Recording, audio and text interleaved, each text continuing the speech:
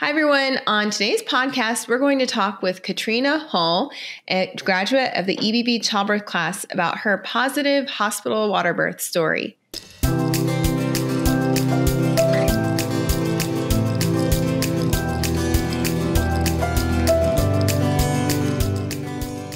Hi, everyone, and welcome to today's episode of the Evidence-Based Birth Podcast. Today, I'm so excited to welcome a graduate of the Evidence-Based Birth Childbirth class. Before we get started, I want to make you aware that we will be talking about postpartum hemorrhage. If there are any other detailed content or trigger warnings, we always post them in the description or show notes that go along with this episode. And now I'd like to introduce our guest, Katrina Hull. Katrina, pronouns she, her, and her partner, Tyler, are graduates of the Evidence-Based Birth Childbirth class with EBB instructor Marnelli Bishop in Oregon. Katrina Hull is a former high school math and engineering teacher with over a decade of experience in the classroom. She taught a lot of different courses ranging from intro to engineering to AP statistics, and she sponsored after-school programs and teams, including the McKay High School Invent team of 11 students that traveled with their invention to present at the Massachusetts Institute of Technology. Katrina also served on planning committees for events and partnerships and received awards such as the MESA Teacher of the Year and the Crystal Apple Honoree. Her passion for education and entrepreneurship has led her to her current role as coordinating producer at PBS NewsHour Classroom, where she develops lesson materials and resources for integrating invention education into classrooms across the country. Katrina educated herself through the EBB Childbirth class, and she's here to share her very exciting hospital waterbirth story with us and also talk a little bit about what it was like to receive antibiotics for Group B Strep and medications for postpartum hemorrhage. Katrina, welcome to the Evidence-Based Birth Podcast. Hi, Rebecca. We're so happy to have you here, on the other side of your birth story, sharing your experience with us. And it's always fun to hear a hospital water birth story because 10 years ago, they were almost unheard of. And now we're starting to see a few more of them happen throughout the country. So can we go back towards, when did you find out about evidence-based birth and how did you become involved in taking the childbirth class? Ooh, well, my background is in education and I love learning. I have this picture of a stack of 17 books that I felt like I had to read before I gave birth. And we had hired a doula because I knew that I wanted somebody to support me through leading up to my pregnancy, but I needed somebody to support my husband while I was giving birth. So the doula was a perfect answer. And I was asking her what classes she recommended. And she said, Marnelli Bishop is hysterical and so intelligent. And she comes with a lot of evidence and a lot of background knowledge with this class that she teaches through evidence-based birth. And so right away, I contacted Marnelli and she came and did, at the time it was still COVID lockdown, so she did a private session with my husband and I, and we learned so much and had such a great time with her. That's awesome. And what was your experience like taking the class? So she did a private session with you. Then did you go on to do like all the online videos and more meetings with Marnelli? We did a crash course, if I remember correctly, and we did all the full package. So we watched all the videos. We did I think we did some Zoom meetings together. And then she actually came in person because she was like, there are a couple things that it's just helpful to be there in person. Mm-hmm. And I was so grateful that she made that drive to our home. I think that class for me was a great refresher of all of the things that I had been learning and reading about. And I had time to consume all that information. My husband, on the other hand, had not consumed that information in the same way that I did. And the class gave us an opportunity to just dialogue together and ask questions and ask Marnelli questions. And there were things that I got to learn along the way. And it felt like a full package as opposed to just an individual in a corner reading a book and coming up with some information. I appreciated all the research that was right. It was happening in line, right? Like there was a lot of COVID information that was coming out. And I think the relevancy of all of it was really helpful. Mm-hmm. Yeah. Did you have any fears about giving birth? Because, you were doing all this education. Was that driven just by a desire to learn, or did you have any anxieties about giving birth? Well, okay, so we have to go back to 12-year-old Katrina. A long time ago. I was at it was a high school youth retreat or junior high youth retreat. And there was a camp counselor that I had. And I don't remember why we were talking about childbirth at a camp, but she brought it up and she was talking about how she loved giving birth and she would give birth to everyone's babies if she could. And she had a pain-free birth. And I was like, what is this lady saying? This is crazy. I'd never heard anything like that in my entire life, but it stuck with me so much so that when I found out we were pregnant, I was like, that's what I want. It's possible, and I'm going to go find out how to make it happen. So I think it was just really like my desire to consume information was like, how do I have and prepare for the best birth possible? Oh, that's interesting. So it was driving you more from like a desire to feel empowered and to have that amazing experience that counselor had told you about so many years ago, rather than like a fear of the things that could go wrong. What about your husband? Did he have any anxieties or fears? So I'm a natural optimist and he's a natural pessimist. He'll say he's a realist. So yes, he had all the fears. And I think through the evidence-based birth class, there were some things that he had not even thought of. And he was like, now I have all these other things that I need to worry about. But it gave him a chance to think through what might happen.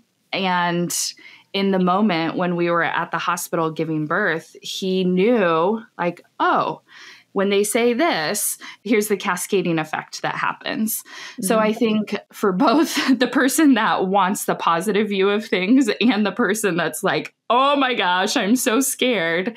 It really like that class hit right down the middle for both of us. Mm-hmm.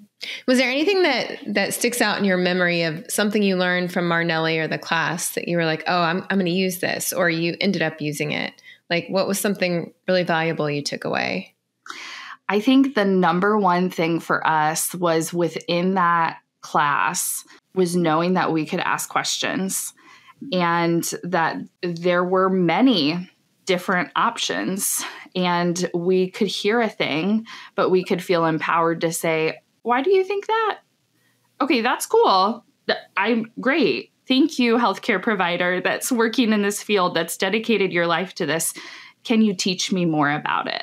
And I think just knowing some of the lingo and like I'm in the world of education. So there's like thousands of acronyms that you just kind of have to learn in that world. And I felt like walking into the birth world, I was just in this new space of acronyms. Mm-hmm. So knowing what those things were really just made me more of an intelligent question asker.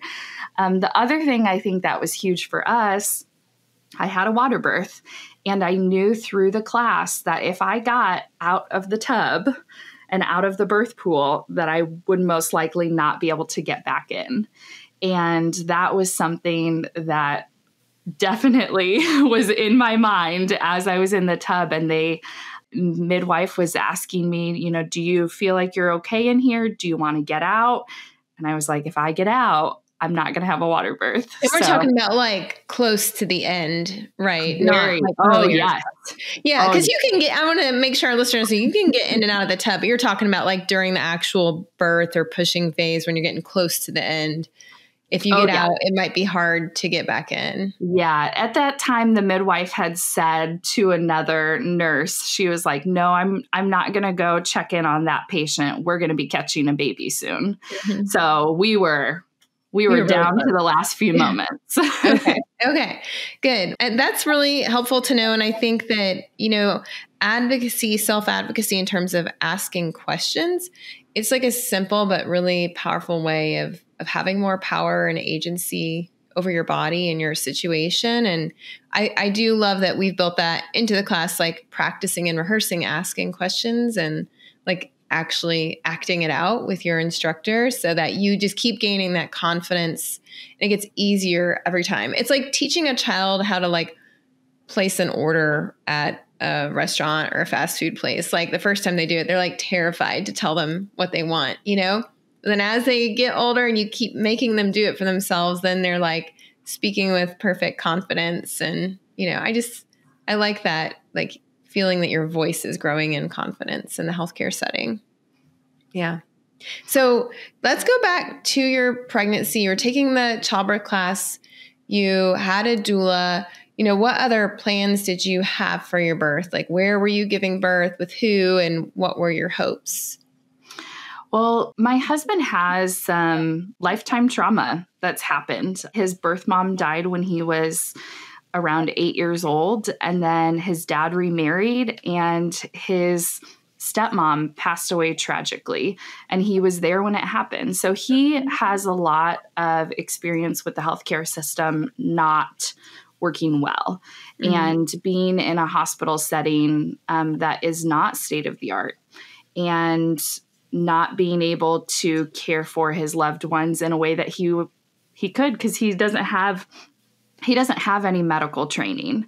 So I knew that we needed to be in one of the top of the line hospitals in our area, if at all possible. I wanted to give birth in a birth center, and I wanted to have this magical experience. And I knew that my body was made to give birth.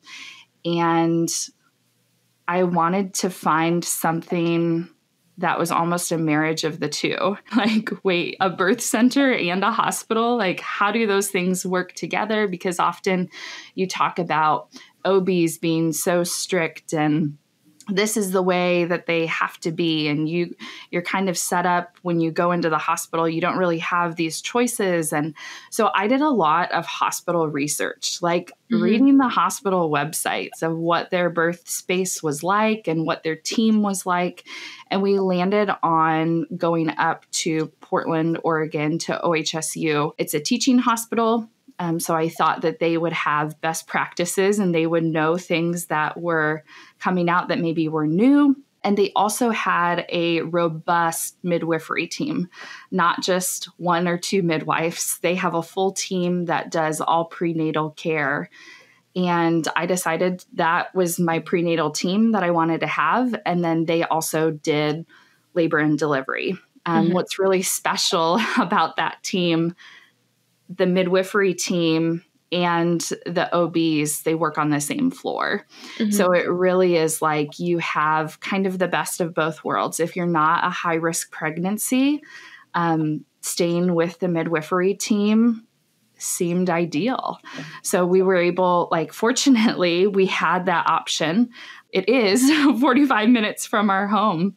So there was a commitment to, okay, we're going to be in labor and we're going to make a long commute to the hospital. But knowing that people all over the world don't have medical professionals that are 10 minutes down the road. So knowing that that was possible, I think made me feel a little bit better. But then knowing that we were in the best of the best space to give birth, it was really exciting for me. The midwifery team does their training in Waterbirth. So they are able to do hospital water births. A lot of times I was finding that hospitals said that you could do labor in the bath, in the tub, in the water, but you couldn't actually deliver in the water. And I had been watching some positive birth experiences through Instagram, and I had seen people giving birth in the water and just thought that was so fascinating.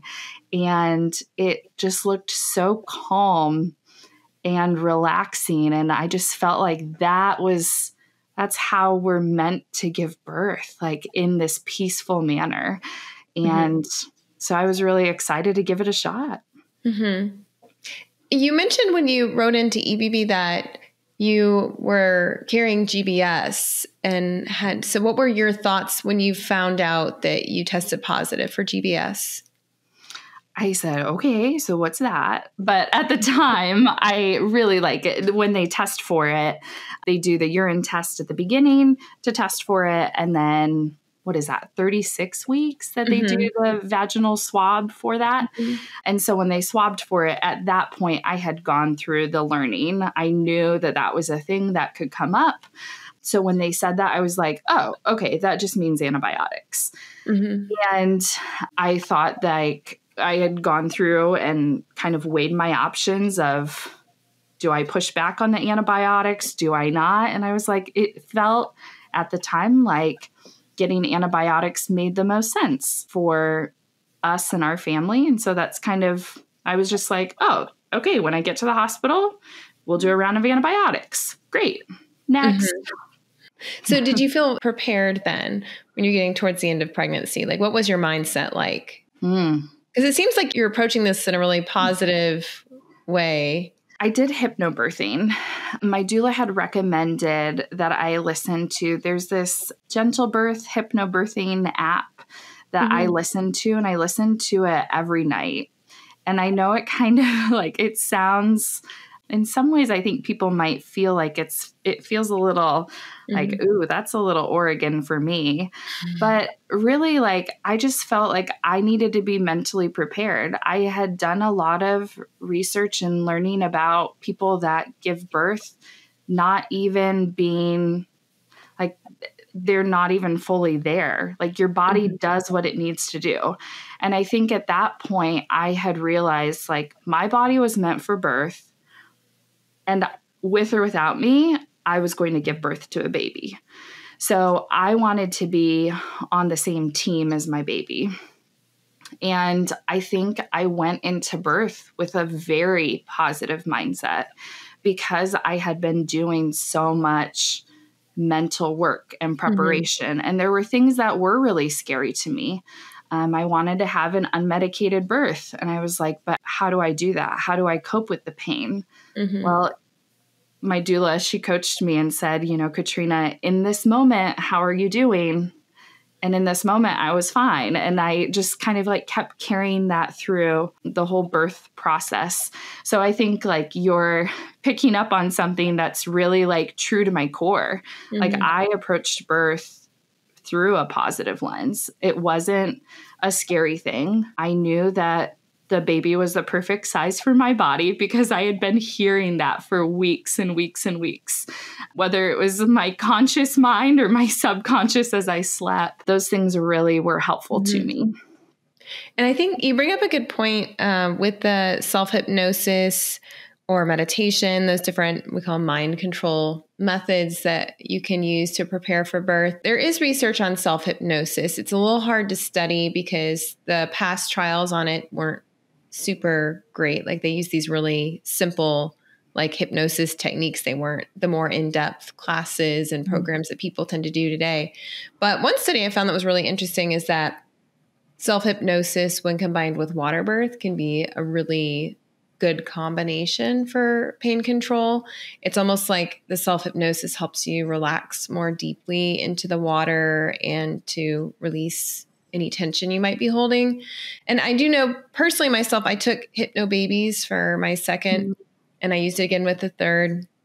And, you know, there's different programs and methods out there. And there's a lot of also, in addition to taking a class, there's books, there's like audio tracks you can use. And I agree. I used to fall asleep every night to some of the Hypno Babies tracks. And it was really helpful for relieving anxiety. And so anybody who's out there struggling with that, and that's an option you can consider. So you were doing this like almost like daily meditative self-hypnosis to fall asleep. And take us to the end of your pregnancy. Like, when did labor begin? How did you know it was starting? I didn't know that it was starting. So it was a Friday morning, and I felt like I was getting some pre-period cramping. And I was like, oh, Braxton Hicks. Okay, great. That means my baby is going to show up in 3 weeks from now. Because through all my learning, this is my first pregnancy. I felt like I knew that things were going to go later than expected. So I decided, well, I can sit here and I can think about it and I can stew, or I can go and get my nails done.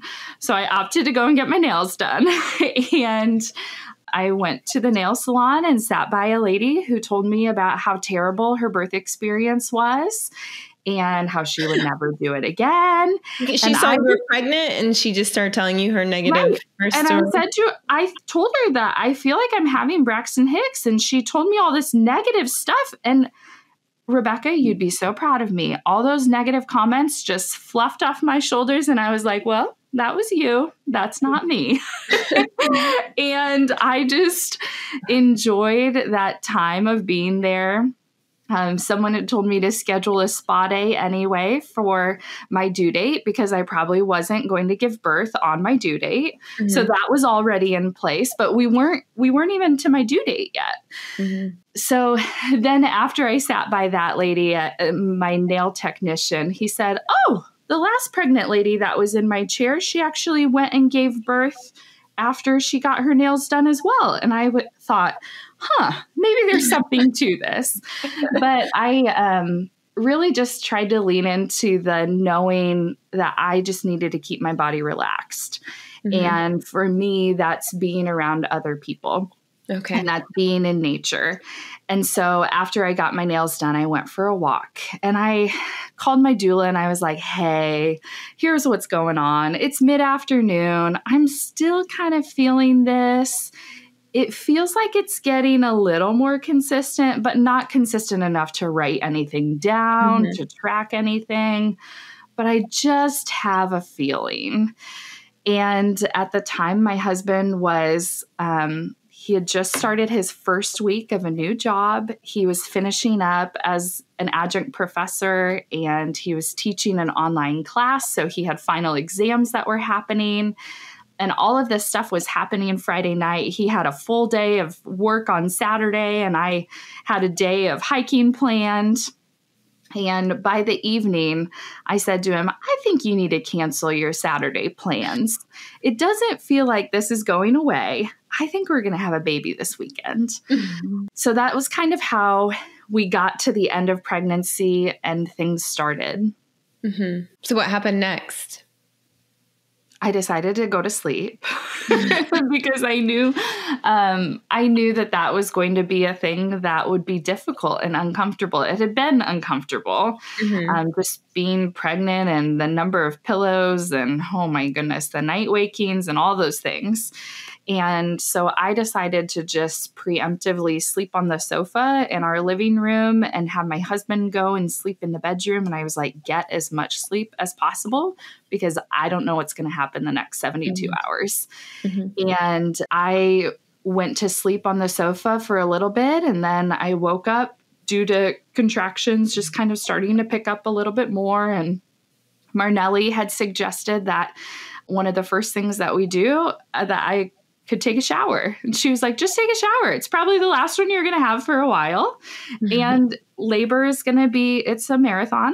You know, it's not this short little thing for most people. And so do things that make you relaxed and make you feel ready and prepared. So I took a shower and I shaved my legs because that makes me feel good. Mm-hmm. And so I was able to just kind of do those things and just kind of start to find a rhythm. And by Saturday afternoon, the doula showed up at our house because labor had just continued. You know, I guess I don't know when it goes from pre-labor to labor, but it really just, in the evidence-based birth class, there's the different charts of what labor looks like. And for me, it really was just this gentle ramp. It was just kind of picking up and like, oh yeah, we're doing it. On one of my walks, some of the neighborhood women said, oh, when's that baby coming? And I said, I think, probably tomorrow. And they were like, oh, okay. But I had this, my mama instinct started kicking in of knowing like my body is doing what it needs to do. And it just felt like I was prepared and ready. We then continued laboring at home. The doula showed up about 3:00 in the afternoon. And by this time, contractions were to the point where we were starting to time some things. I had referenced earlier the gentle birth app that I used, they also have a contraction timer, which was ideal for us because then my husband didn't need to stress about writing down times. I didn't need to look at a clock. I could just press a go button and I could hear positive affirmations through my contractions, which I think at the beginning was so just calming and relaxing for me. I remember some of the affirmations, hearing them say, what you're doing is really difficult. I know this is difficult. You're doing a fantastic job. It's almost over. And just like getting my brain in the right headspace for how do I go through those contraction waves?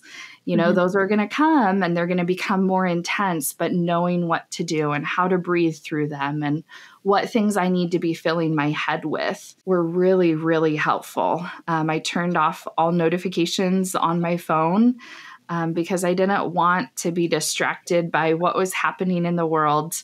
I knew this was a time for me and my baby to go on a journey. And so you were laboring at home with your doula, moving around, I assume, eating, staying comfortable. When did you decide to go into the hospital? We had called the midwifery team when the doula arrived just to give them a heads up, like, hey, this is happening. Put us on your schedule. Is there anything that we need to be looking for? You know my chart better than I do, those sorts of things. And they said, you know, just keep us updated.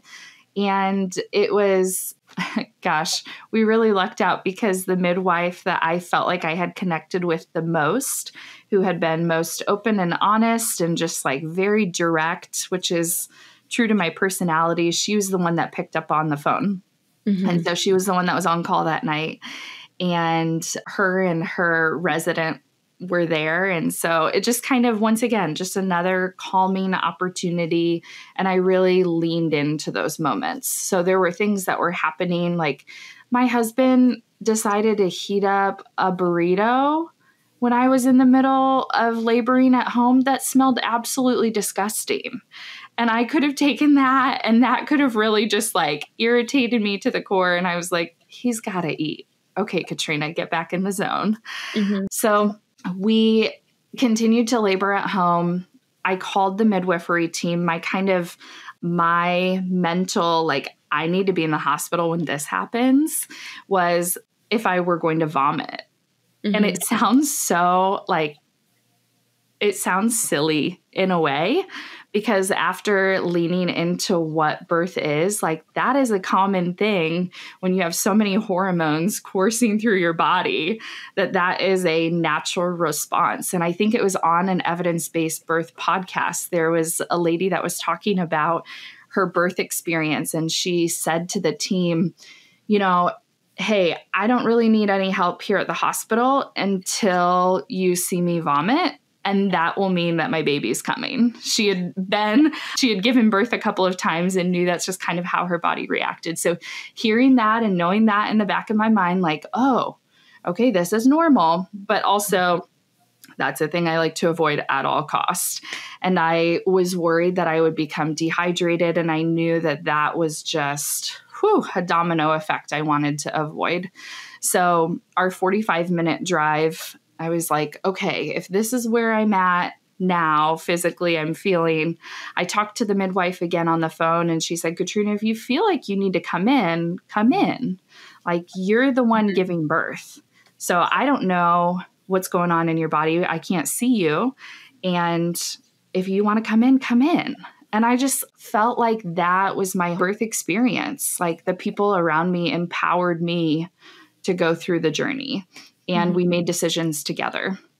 So we hopped in the car and started our 45-minute journey. We made it 5 minutes down the road, and I was screaming for my husband to pull over to the side of the road.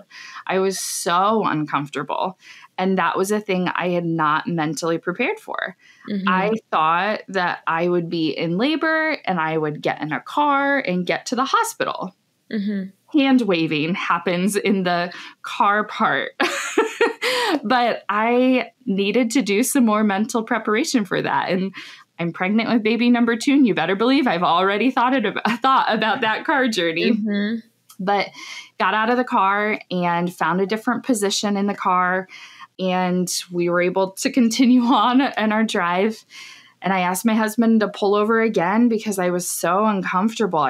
The freedom of movement that I had in my home was all of a sudden gone because I'm in this 4-wheeled moving vehicle. And he said to me, Katrina, if we don't get to the hospital now, I don't know if we're going to make it 45 minutes. And I remember just thinking like, no, that's our plan. Like, we have to do that. Okay, I will suck it up. I'm okay. In this moment, I'm okay. My body was made for this, and I can find other ways to be comfortable in this space. It's not ideal, but we're going to make it work.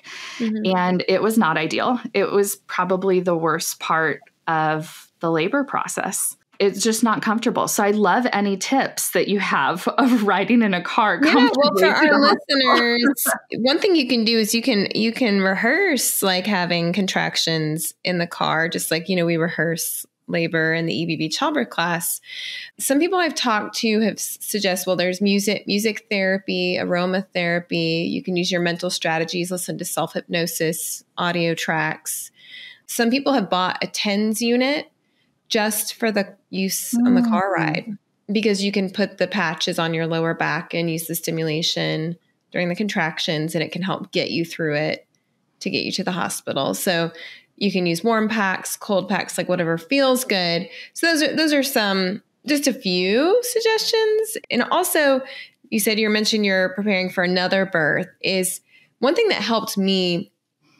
I had one thing that did not go well at the end of my second birth, and that was the third stage. And I talked to Carrie Tushoff, the founder of Hypnobabies, about it.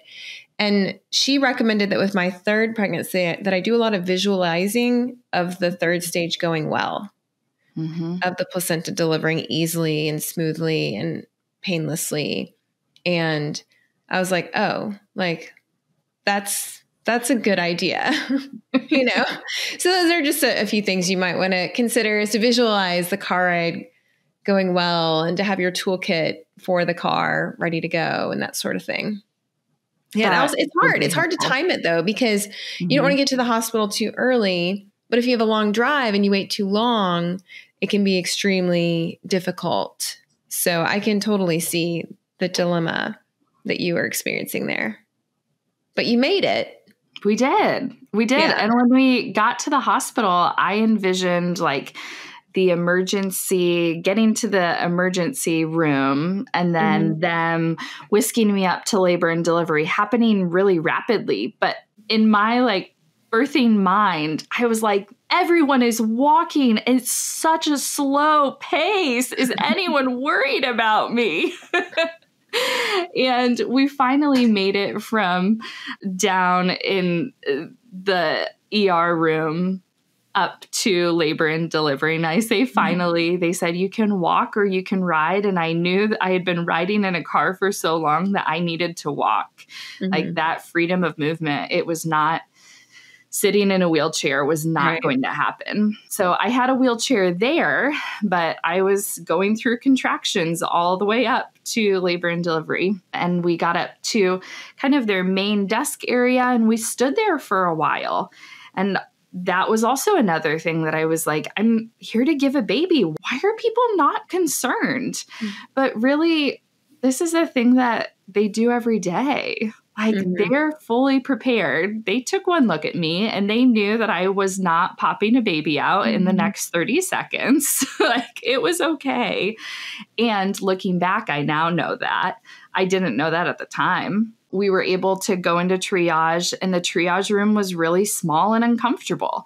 Once again, that was like another thing. We didn't have a chance to do a live walkthrough of this space because of COVID.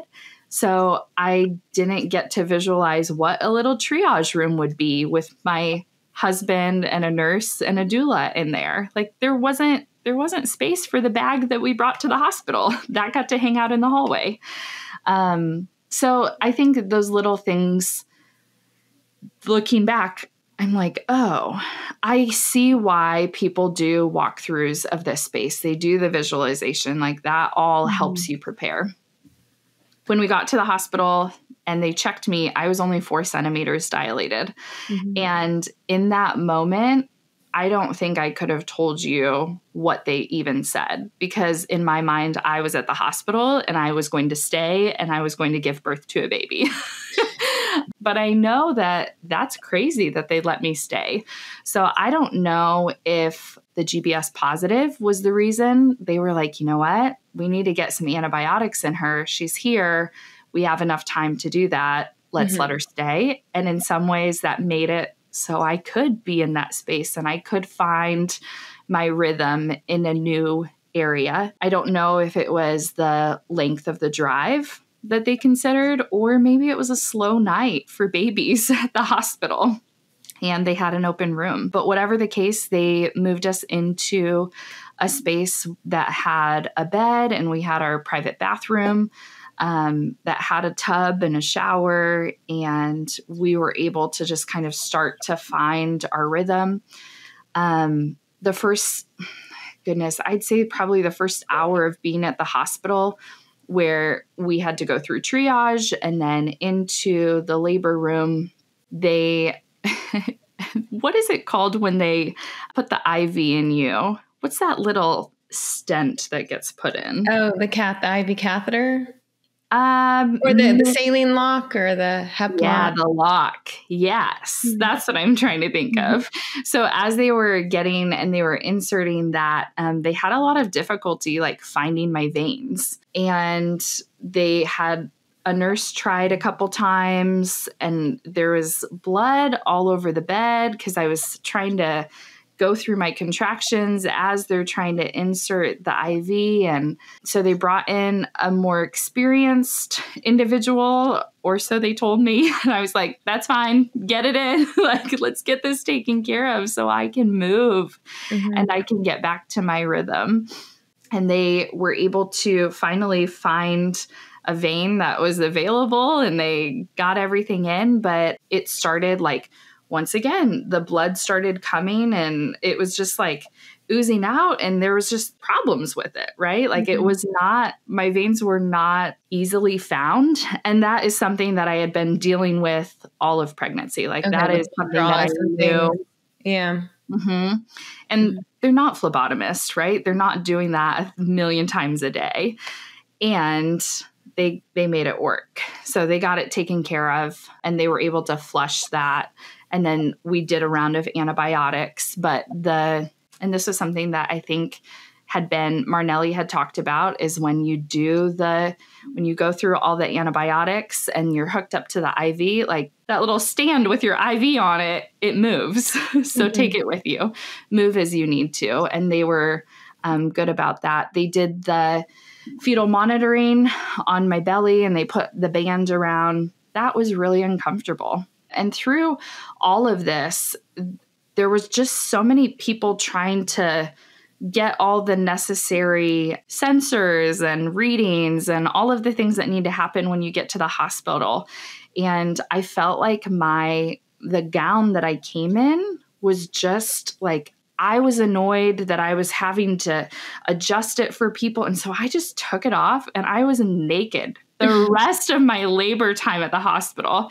And that is not something that I am like normally comfortable with, but it's just like this other person was coming forth, and the baby and the mother. Yeah. So that was pretty special.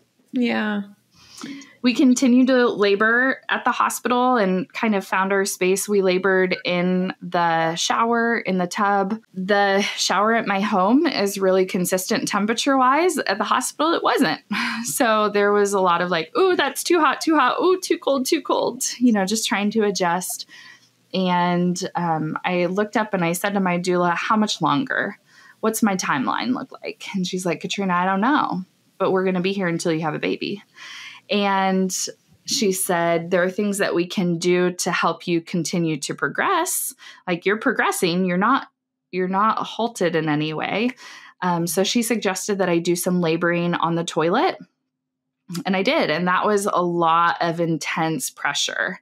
And I did a couple rounds of contractions laboring on the toilet. And I think that really kind of kicked things back into gear and kind of found my rhythm again that I felt like I had when I was at my home. And then we came out of laboring in the bathroom, and I found comfort laboring on the back, just kneeling on the bed and using the back of the bed just kind of to put my hands up there and my forehead down and just be able to close my eyes. My doula had turned the lights down really, really low in the room and just kind of cocooned into the team of my baby and me. The midwife came in and she said, Katrina, let's start working on a different breath for your pushing breath. And I was like, oh, we're getting close. Like I was just going through the waves and I was like, I'm doing it. Like, here we go. I had no clue what time it was. I had no clue how long I had been at the hospital. And that was on purpose. I needed to mentally not know what that timeline was because I didn't want to become discouraged. So you were not focused on the clock. You were focused on just making it through each wave. It's true. Yeah. It's true. I closed my eyes and just really did some deep, deep breathing. I was worried that there would be some lady down the hall making a lot of noise, and I was that lady that was making a lot of noise. And it wasn't because I was in pain. It was a pain noise. It's like when you go and you do deep breathing at yoga and there's just a hum in the room. Like that's what was happening. It was some diaphragm pushing and it was comfortable. And that was kind of how I was taking those waves. After the midwife came in and told me to change my breathing up a little bit, she said, just take a little bit of time to relax a little bit. Like you're in transition. I don't know if she necessarily said that, but through my learning, I knew what was happening. And I turned around to my labor room had been completely, I just felt like it was a completely new space. And there was a spotlight above this birth tub and there were candles that my doula had placed around. And it just looked like this is where someone could give birth. Like, this is beautiful. And they said, when you're ready, you can get into the birth tub. And that movement from the bed to the tub, I was like, I'm going to need to think about this for a little bit because I'm really comfortable right here. I do want to get over there, but I know that involves a little bit of walking. And walking isn't the most comfortable thing to do at that part of labor, if you've ever been there.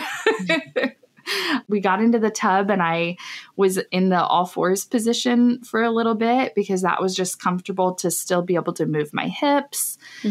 And then I was finding that I needed some and wanted some more leverage with my feet for pushing. So I transitioned to pushing more in a traditional position. So kind of on my back and my feet against the tub and holding on to the bars, the tub bars, whatever that's called. The temperature of the tub was less than ideal. So I told you the temperature of the shower was fluctuating drastically. That's how they fill the tub. And I'm not sure exactly what happened, but it was warm. And by the time I was in the tub working out, it became hot. So much so they were monitoring the temperature of the tub and they were continuing to ask me, Katrina, do you want to get out? You're still okay? You're still okay? And it was hot. But I said, is there anything we can do to change the temperature in the water? Like this is really comfortable other than the temperature. And so they actually brought in buckets of ice from the ice machines and they were just pouring buckets of ice in between contractions into the tub to lower the temperature of the water for me. 3 floors of ice completely into the tub. I'm sorry to those people that needed ice chips in their water at that time of night, but thank you. Thank you for that. We just continued to push. And my midwife said she was describing what areas I needed, what muscles I needed to use to push. And she was like, would it be helpful if I just touched the muscle that you need to use, like where you need to be pushing? And I was like, yes, that would be so helpful to me. So she did. She gave me like a physical cue of here's where you can push. And then I feel like things kind of like, oh, I know where to put my energy, because it was new. The midwife at one point, she stood up to take her gloves off. I think she had these very long gloves on, and I think maybe there was like a tear or something. And I thought she was getting up to leave. I thought she was like, oh, this is taking a long time. And I was like, no, come back. We're having this baby. And my husband said it was like all of a sudden something clicked in my brain and clicked in my body. And a few minutes later, the baby popped out and came out head first in the water. And then we pushed again through the next contraction, and the shoulders came out, and the baby came right up to my chest and laid there and was calm and peaceful and not instantly crying loudly. So when they go through, they do the markers of, you know, what's the number that a baby is given, the Apgar Score, is that what it's called? I think they took off a point because she didn't cry instantly, because they say in Waterbirth, like that's a thing that happens. And so we got a lot of skin to skin time while we were in that room. I delivered the placenta up on the bed. So we transitioned from the pool to the bed and delivered the placenta and had some time in that room before heading up to recovery. How did it feel when your baby was on your chest and you were in the tub together with her on the outside? Oh my gosh. I think I screamed. I just said, oh, she's here. And we didn't know the sex of our baby. So my husband was able to announce, that was kind of one of the surprises. I was like, I need a carrot at the end of this. And he said, it's a baby girl, as he was crying. And I just remember holding her so close. And there's this picture that my doula took of her, just her face is next to my face.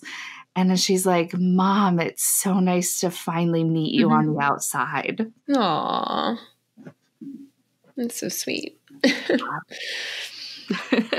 We were a perfect team.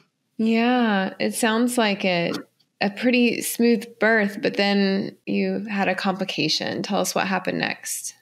I declined Pitocin because the birth had gone so smoothly, and I felt like my body was just doing what it was meant to do. And I just said, can we wait? And my midwife said, yeah, we can do that. And we'll just keep an eye on you. So we went to our recovery room. And by this time I had gone to the bathroom a couple of times. And the nurses that were up at the recovery floor, they said, hey, the next time you go to the bathroom, would you please page us and we'll help you get to the bathroom? And I was, okay, sure. Like that works for me. And I think they had identified that I had been bleeding more than what they felt was normal. And they just kind of wanted to have an eye on it. And when the nurse came in to help me to the toilet, she crouched down in front of me and she said, how are you feeling, Katrina? And I said, I think I'm okay. I just had the best birth ever. Should I not be feeling okay? And then I was like, oh, I'm feeling a little lightheaded. And so they got me from the toilet back onto the bed. And then all of a sudden, there was a team of people that had started filing into the room quickly. More nurses, my midwife showed up, and she let me know what was happening. And she said, I thought that we delivered the placenta in its entirety. There's some extra bleeding that's happening. We need to go in and get it taken care of. And just said it very matter of fact. Props to her for keeping me calm. And I looked up and I saw in the corner, my husband was awake.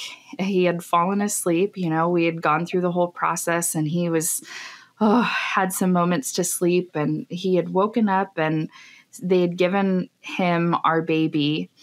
And he was in the corner just sobbing and sobbing and sobbing. And I said, he's not okay. I need someone to go check on him. And when I think of this experience, I don't think I was fearful because of the response of the team. And I think I looked to the medical professionals and I was like, these folks are not freaking out. Right. I don't need to be freaking out because there's nothing I can do right now. And I just need to keep my mind clear. And I don't know what physically they need me to do. The midwife made a comment to, there was an OB that came in, and my husband said he overheard the midwife saying, like, I need a third or fourth year. I don't need a resident that's fresh. And I think for him that he has gone through a traumatic death where someone had bled and it did not go well and it did not end up with everyone okay. And his wife is here and he's seeing this all play out again and people are telling him it will be okay. And he said it was only until people left the room that he believed it would be okay. And the team that was there, they came in and they got the ultrasound equipment in to double check that they had gotten everything out of my uterus. They did a manual sweep. Is that what it's called? Where they go in and they check to make sure that there's nothing in there that they have missed. They gave me Pitocin. And they gave me some other drugs that they said, this is going to be a cocktail of things that will make you feel better. And I said, do what you need to do.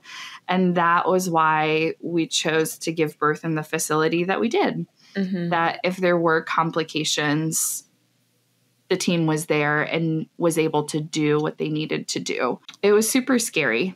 And my body felt like, whoa, that was weird.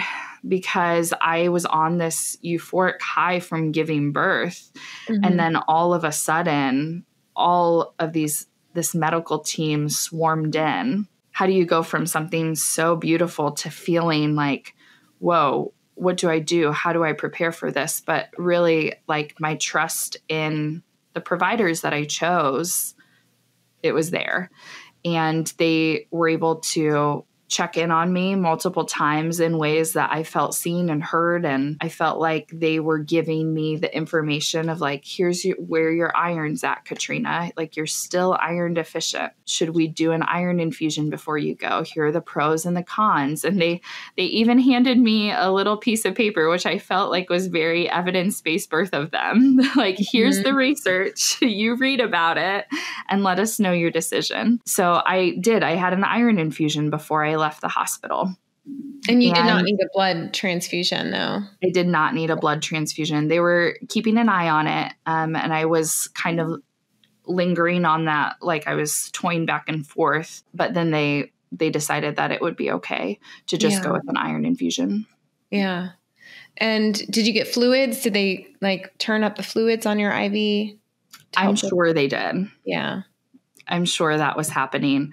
There were a lot of extra bags that started popping up. So I can't tell you exactly. I'd have to look back at my chart to know exactly what was getting pumped into me. But there was a lot. And they were taking care of me. And it did turn out okay in this instance. Yeah.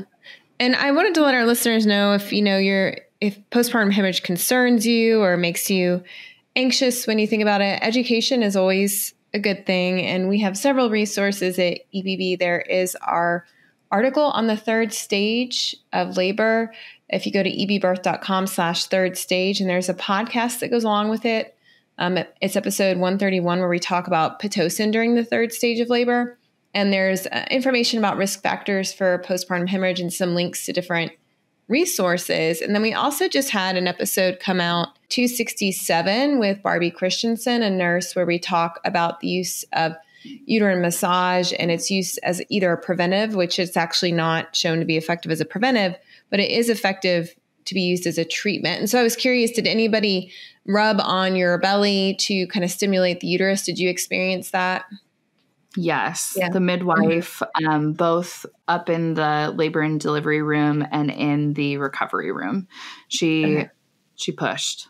she pushed and rubbed, and that sensation was really shocking. Like, oh, there's still stuff that needs to be eliminated from my body. Yeah. And that's kind of like, it can help massage out any remaining clots, but also it's like a form of stimulation to get the uterus to clamp down and stop the bleeding. So you're using internal sources of stimulation with the medications, trying to get the uterus to contract and stop the bleeding. And they're also using that outside stimulation to get the uterus to contract. So we talk about that more. And also for our birth workers listening, I think it's really helpful to understand like what are the evidence-based practices to use when someone is having a postpartum hemorrhage, just so you can advocate for your client. And like in your situation, obviously they knew what they were doing. It sounds like it's the kind of thing that they had drilled on before. They knew how to handle it. The concern is if people are not taking it seriously, right? So we do have a training for that for our pro members that we did this year, all about advanced life support and what evidence-based treatment for postpartum hemorrhage should look like, so that birth workers can like recognize when it's not happening, if that makes sense, and speak up. And that was actually one of the first interviews we did on this podcast of an EBB childbirth class graduate, was someone who experienced a postpartum hemorrhage. And I thought it was really incredible that her husband spoke up. You know, the doctor was like, this needs to be treated. You need to move her back to labor and delivery. And then she wasn't moved back, and nobody really took any action. And he had to go out to the hallway and be like, somebody needs to help my wife now. Like, this is serious. Wow. And nobody was addressing it. So yeah, I think another situation where you kind of had the golden ticket, right? You had this team that had your back. And if you hadn't, then at least knowing how to speak up would, could possibly save your life. So it's interesting that you bring up the birth workers and the medical professionals, because my husband, when he recounts the story of the hemorrhage, he remembers it very clearly that the midwife was scolding in a very professional manner the team of nurses that were there. She said, why is that not ready to go? Why is this not here? So understanding that the midwife knew that we needed to move quickly. I think really, she was my golden ticket in many ways. Yeah. Right. So how did you two cope after that experience? How did the rest of your recovery go? There was some trauma work that we had to do. We called our doula and kind of talked through that experience again, and talked through what emotions and feelings came up for both him and myself. And knowing that for us, the birth process was not just one-sided. It was not just me. It was not just me and the baby, but my partner was, he was in it. And he was there, and he was watching, and he felt helpless. And just kind of knowing what are the steps that we need more information on if we go through this process again, and how can is there any preventative work that we can do on the front side to help prevent this from happening? Is it common if someone hemorrhages once, they're going to hemorrhage again? So I think just kind of coming up with what are some of our questions around it, and then also giving space for those emotions to flow for everyone. So you went home after getting an iron infusion a few days later, and what was your postpartum experience like? I think it was kind of like leaving the hospital, in the sense that they come in and they say, okay, whenever you're ready to go, you can head out. And that's it. That's the fanfare. And they just trust you to take this tiny human home. And I felt very inadequate and also empowered at the same time. It was just this teeter-totter back and forth. I was able to have my placenta put into pill form, and I took my placenta. I know that has some controversy around it, but that I think really helped my emotional state, whether it was a placebo effect or not. I think it really kept my emotions. I didn't have any postpartum anxiety or depression that hit terribly. There were a lot of emotions flowing through my body, but all things that I felt like I could still manage. I think it was nice to have a little bit of warning that the baby nights 1, maybe night 2 is still tired and doing well, but night 3 is going to be rough. And I think when we were home and that is the first night that you're like, oh, we're doing this. Oh, what's wrong with my baby? My baby just won't stop crying. Like, what am I supposed to do? Like, knowing this is normal. This baby is Earthside now, and this is all new. This world is big and scary. Mm-hmm. And I'm here to help this baby stay protected and safe. So I had my doula was able to come in. She did a postpartum visit for us. And I had a hard time getting the baby to latch because we had a tongue tie. So we ended up doing some like baby chiropractic care and just kind of releasing some of that tension within her body, and did some techniques to help her breastfeed better and kind of get that figured out. So we met with a lactation consultant and we did an online meeting with that. And I think those are some of the things that everyone's story is so different. But when you feel like you need a thing, go get it. Like, don't wait. Just go after it. Go find it.